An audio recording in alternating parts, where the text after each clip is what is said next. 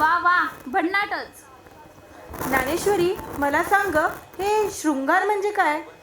शृंगार म्हणजे स्त्रीचं पहिलं प्रेम. सर्वांसाठी असतं ते सेम.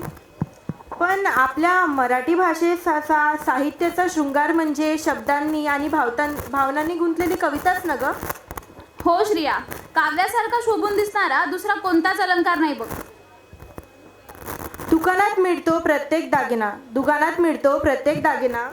पण काव्यासारखा कोणताच दागिना नाही ज्यात दडलेल्या आहेत निरागस भावना. चला तर मंडळी, अशाच आपल्या निरागस भावनांना कवितेचे स्वरूप देणारे आता येत आहे आपल्या समोर स्नेहा आळे.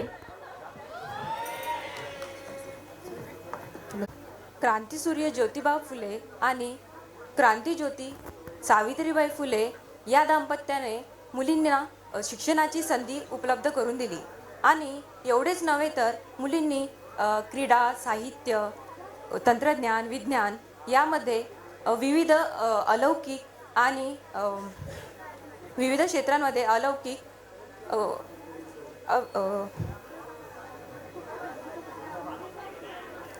कामगिरी केलेली आहे. एवढेच नाही तर मुलींनी अवकाशात सुद्धा झेप घेतली आहे.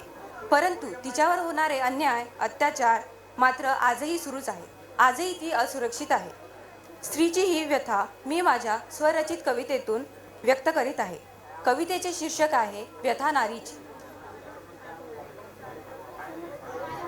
ऐकून नारीची व्यथा नक्कीच झुकेल तुमचा माथा. ऐकून नारीची व्यथा नक्कीच झुकेल तुमचा माथा. घेऊन या उंच भरारी केली अवकाशवारी. घेऊन या उंच भरारी केली अवकाशवारी. असुरक्षित का तरी अजूनही या भुवरी. असुरक्षित का तरी अजूनही या भुवरी. विश्वास ठेवू मी कुणावरी आई बाप सुद्धा माझे वैरी. विश्वास ठेवू कुणावरी आई बाप सुद्धा माझे वैरी. मी येण्यापूर्वीच भुवरी हत्या करतात गर्भातच वेड्यावरी.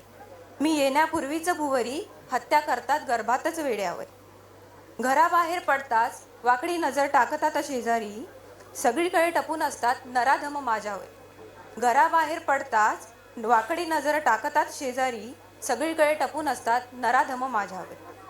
कधी हुंड्यासाठी छळतात सासरी.